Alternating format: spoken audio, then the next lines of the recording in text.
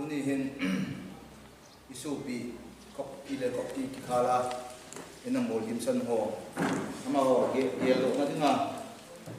phat ni tin hin ikipui hoi dan ti chui le bible sim ka tin zo le ta sim chai ting le bon cha ken mi pio tin tin daw na mam ka tin chai na tin tin chuma san ga sai hem lam ka sai khil lo le mi sabi na mol din sa min ama ho ge ho min phat tu nia phat ti man nga hen tong ko mix ding ma lo mai ko na cha na te le pathin tu sim pathin tu te mai ti lo tim lo mai tha mai ye so ni ka tham khat na bung li cham som le ko na ti mai ti lal pa mai chu khek ri le ban ti ko chu tak ro le pathin to to lo ti le ban an tu kun hum tum ding ani sia chun krista ti ta hai chu tho ma sa ngan te chun huma chu nei ni dama lo jing hai chu bo ro kun dal pa tu dingin ani hai ro lin sum lai kin zukla kin mai ti chung chun lal pa ko ma kum ko ta ngai ti pathin thu e chim hadal pa chen sa man mi som pe ko se ve so nin ka ngai tu an khom pu len khom pu in ka ra pu ve lungai tu bat pi mi pa sa la el lai lam chan hi we ti tak se zeta ani hai lam ka ngai sin lai khom pu ve so nin lam go pe hai sin la ai ti ngoi ngoi ami ro ka dal pa ro re na ang lunga ve so nin kim lo takin ayang ham ilungan singin ilungan hangin emela ipo ko masila wai suni hin ai tak sa pilasi me pilaki no ngalal pan lo ti ni lain khowela hin ai cham som the no ding ni lain le chun ai tak sa thi nei tu alo ngai lain ureng za thai lo cham ta hai hi jing ngadin ai rengin dalpa isu krista ming lo ni reita nit ka tan pe jing ngadin lo tong kan ang kata sun sun no nami cha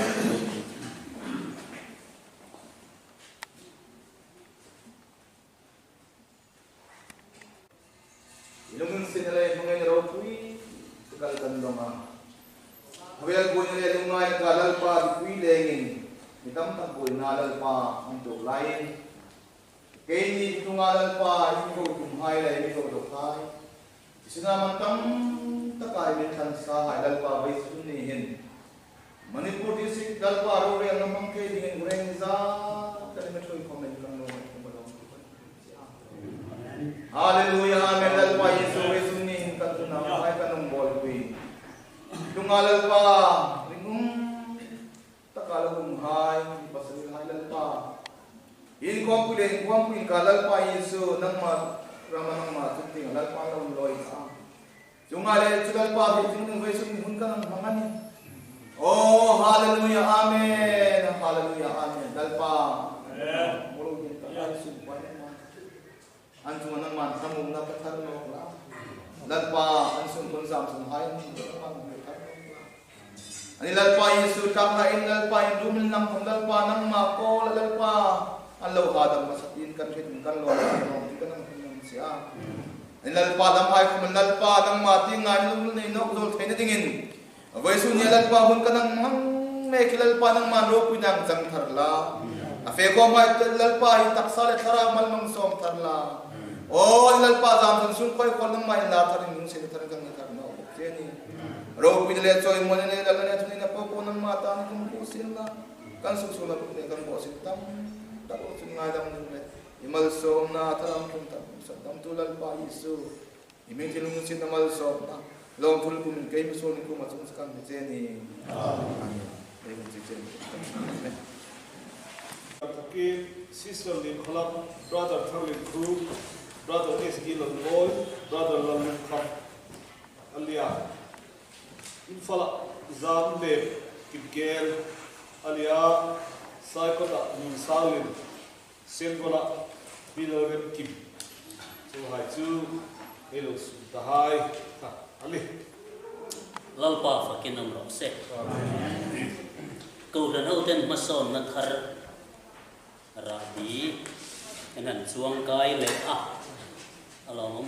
kan priya a eng kan resolution te hi sang ni le paru ka mi chu ke ni chuan han en le po tum mi la kan tan chuan thil har takania elaya kan lo lu hi sang ni le som panga ni a fai la po kan nei ve lo ani chu wangin tu na ke ni ho kan chuan nu po a alo la chuak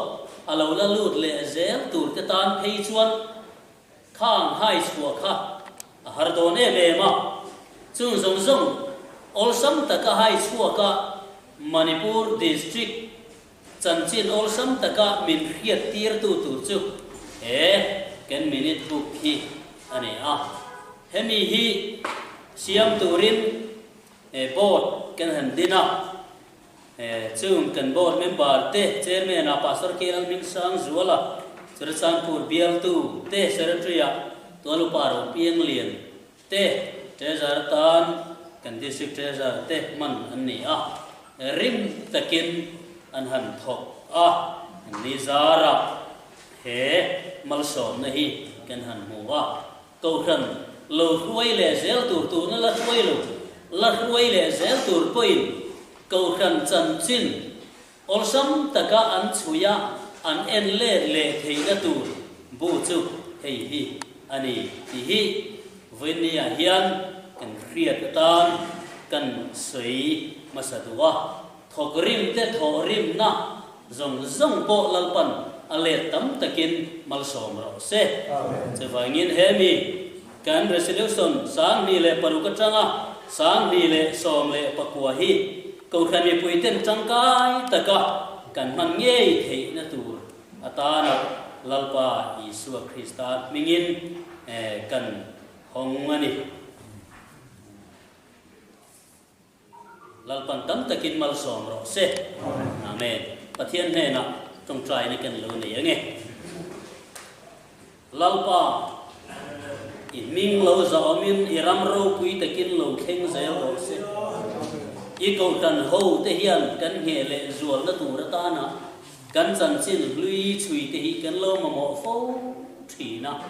tin kan thil ti to le ti lo te phiat le theina tur ta na lalpa kan ro rel minute te hi thir le fo lo tur thi ni ma se la chung chu lalpa kan hun lai ni lo chu lo nei mai te alo har thina chu tiang ol sam ta kan wa kan thir le theina tur ei sang ni le paru ka tanga sang ni le so me pakwa thing resolution abu in chua thein angin chak na le theina minan siam sa hi kan lo ma ki ne na ko kan nun so ye thokrim tu te nangin mal som la egal le kabu hi iko kan mangai tu zong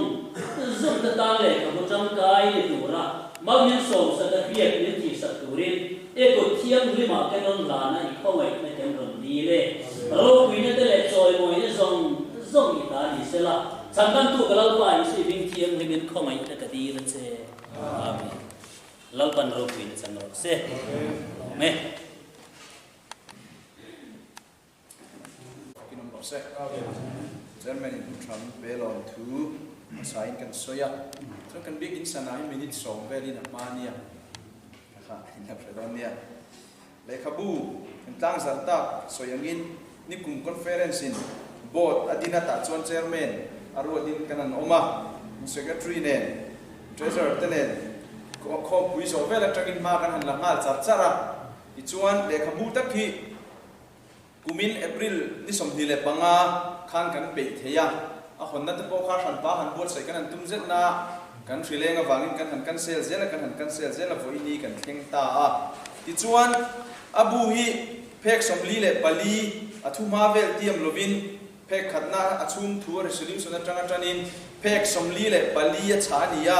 ti chuan ro re na khan cheng sang thum vel man copy khat cheng som thum hisab dewa kan han tia estimate an da na a district roi tu te board thu khatenga hanin re han committee han nei khan han tila ka man ho de ni hemi le khabu board din hi voi khat kan thu kan tienge hemi chung cha ngai to hian ta choning poni se hun no lakal zela a copy hi ala lut zel do na wangin copy za som ni siam ni se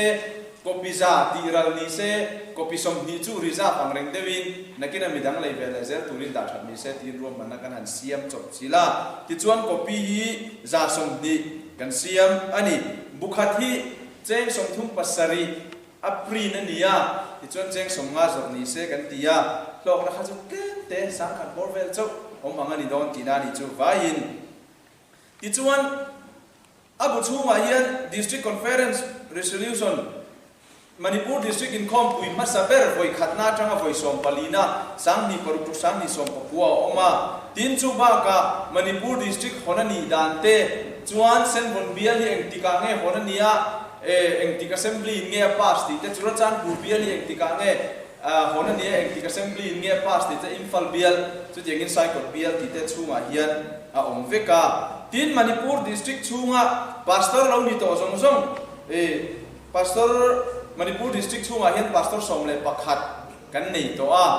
mission field kan ni lai tiam lovin district bial pa ngai kan ni tu a hian Manipur district chunga hian pastor som pakhat kan to khoi ngen bial ti te engting ngen tram ti te kan da tel boka tin Manipur district chunga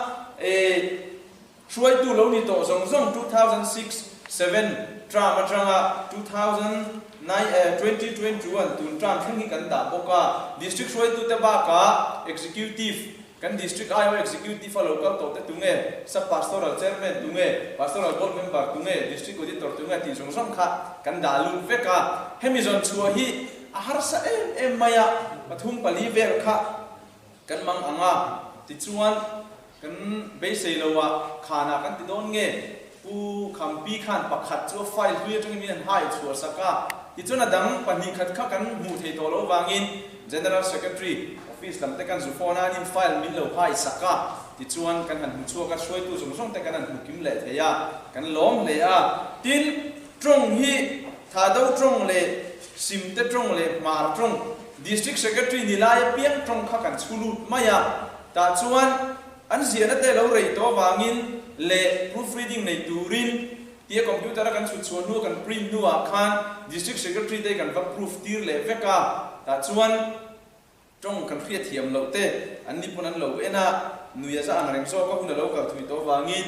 usuan pi phei chuan azia kan khriat lo lai khan en wang hei chu eng ka ti na nge o district secretary dar pana khriat lo kan tan an khriat ngai ka lo maya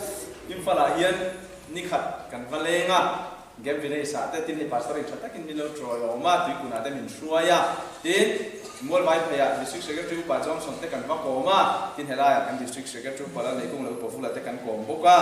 upa haw nei dun khachula tharla mani bang khan hriat thiam lo om lem lo ti khan district secretary te kom kualin voitia le khabu thatak mai kan han puitin thei hi lo om tak me wani ti chuan a soft copy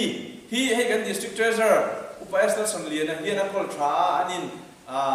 nge ni a drive father tha na kin zela emi hard copy ni lo soft copy mamona polo om the ni a tin tun chau ni lo kum som kan kal lenga 2021 231 amo resolution ko kan la chole du thaya ani lo ve 2006 to 2031 ko kan la chole du thaya chumi huna ta na chuan soft copy po da chatin om mani ti kha man mo phelengin kan report sung sung ni se acha ange kan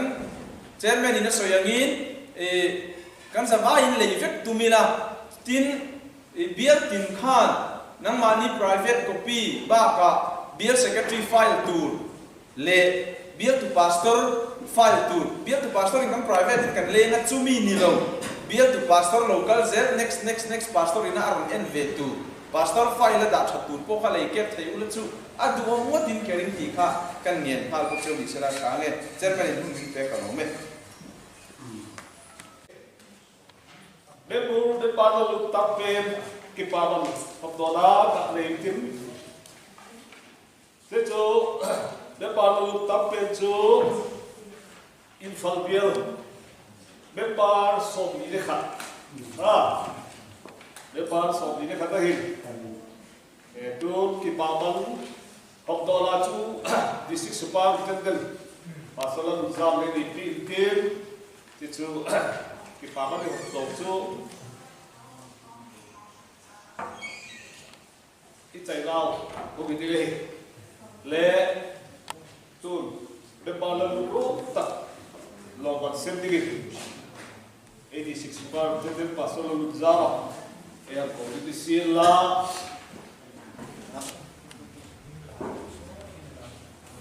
kum sang ni som pakwa district conference le sang ni le som ni district conference in Kara Manipur district chunga member tharla lu tam ber